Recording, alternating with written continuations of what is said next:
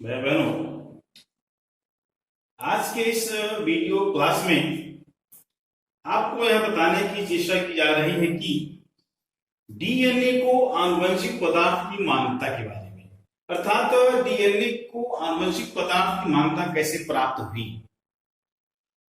Frederick Michel के nucleon की खोज के बाद यह कह सकते हैं कि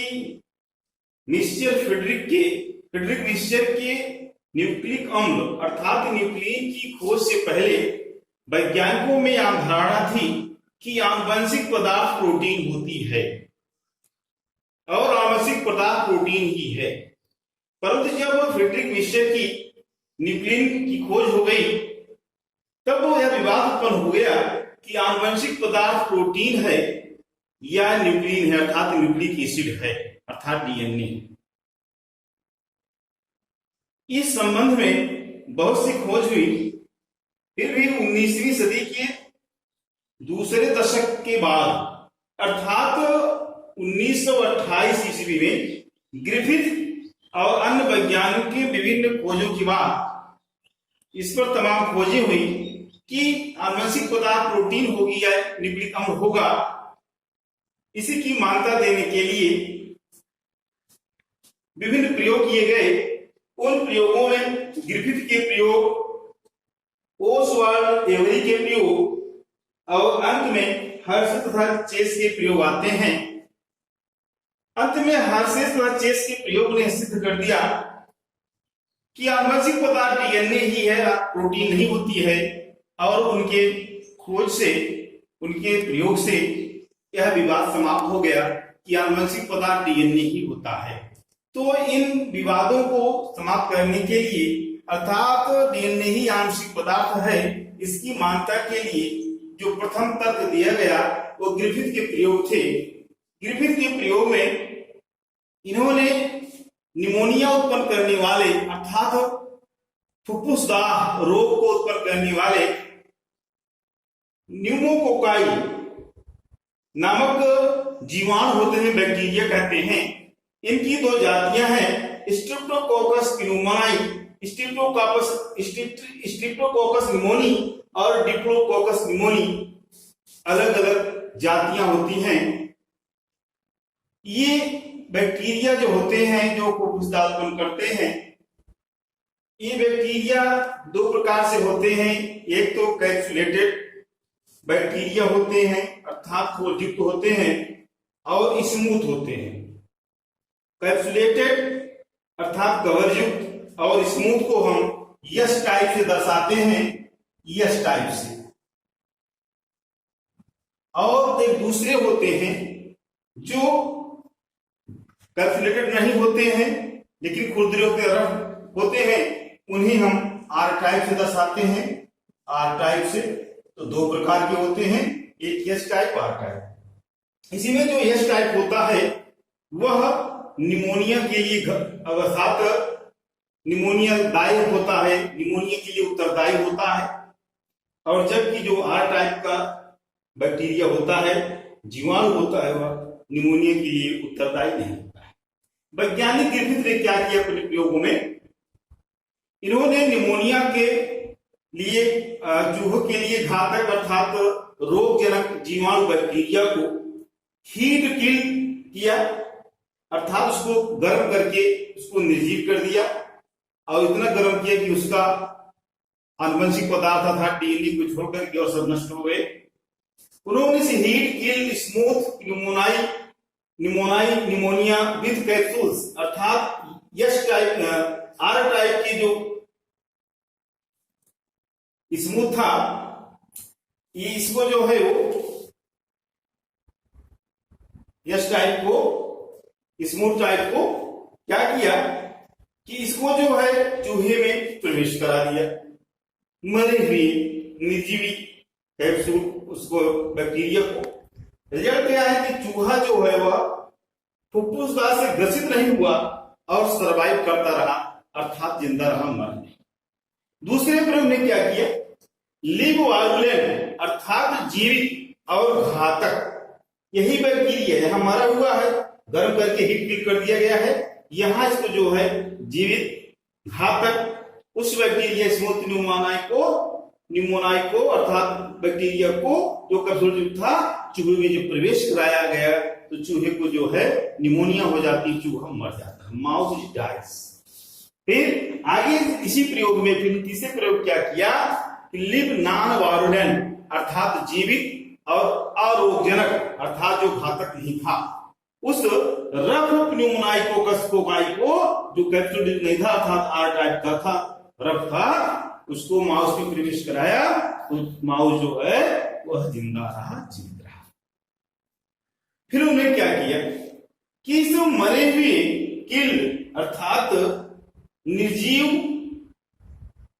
बैक्टीरिया को और इस लिव नॉन वायलेंट इस बैक्टीरिया को दोनों को आपस में मिला करके चूहे में प्रवेश करा दिया गया तो देखा जाता है कि माउस डाइज अर्थात चूहा मर जाता है। इसको जब आगे इसको देखा जाता है तो इनमें जो परीक्षण किया जाता है जो बैक्टीरिया मिलते हैं पता लगता है कि जो नॉन वायलेंट डाला गया था वो अर्थात आर टाइप का जो बैक्टीरिया था वह यस टाइप का हो गया अर्थात घातक हो गया था।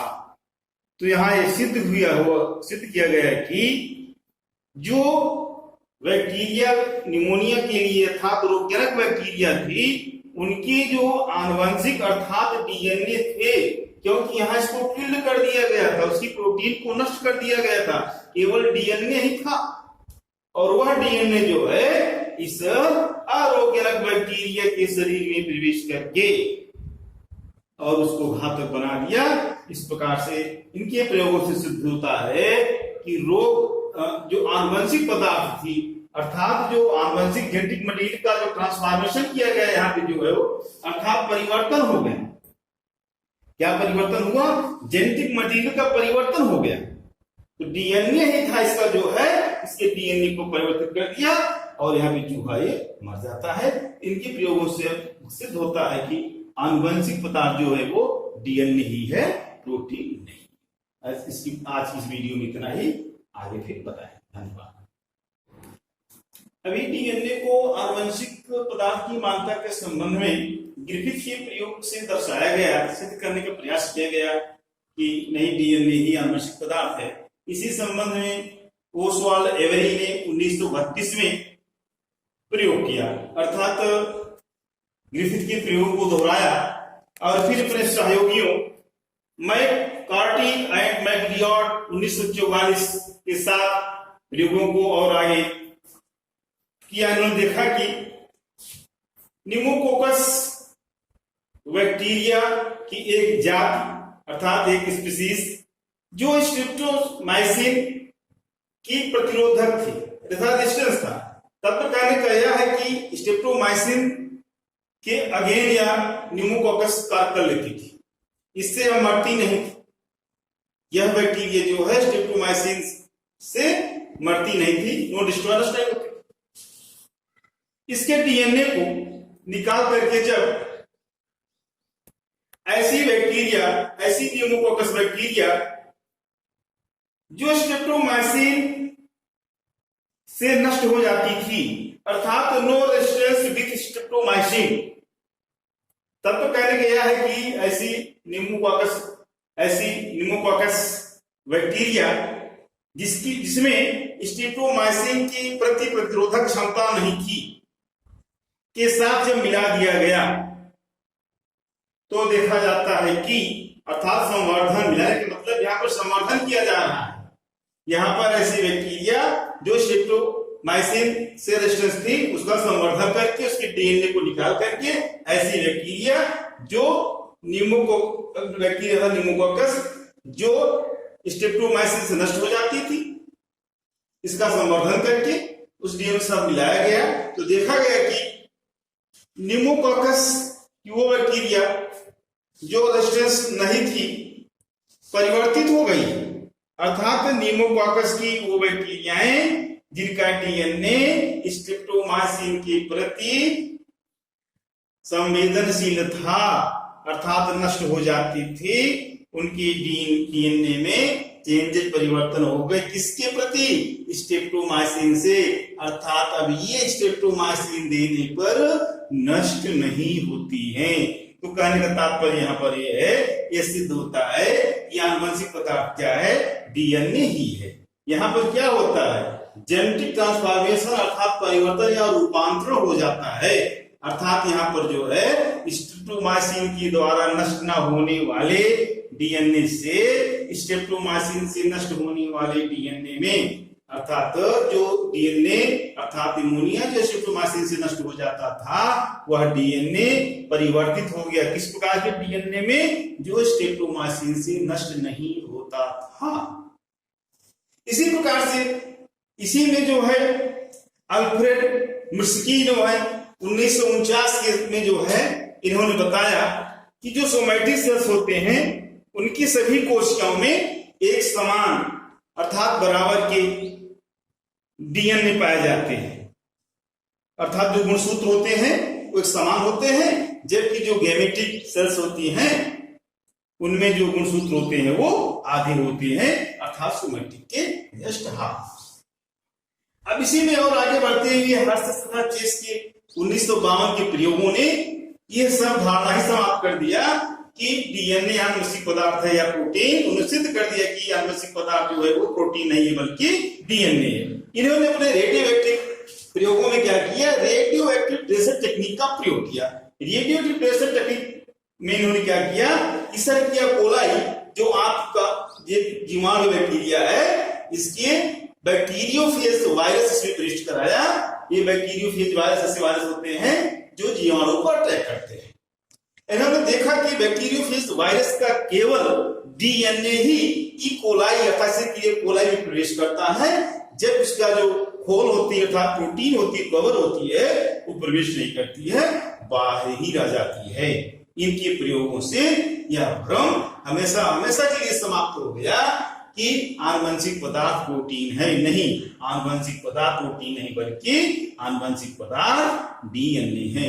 इस प्रकार से ग्रिफिथ के प्रयोगों द्वारा, ओसवाल्ड, एवरी, मैकार्टी और मैक्लियार्ड के प्रयोगों द्वारा और अंत में हर्ष तथा चेस के प्रयोगों के द्वारा यह सिद्ध हो गया कि आनुवंशिक पदार्थ प्रोटीन नहीं बल्कि आनुवंशिक पदार्थ डीएनए ही है। इस वीडियो में इतना ही, धन्यवाद।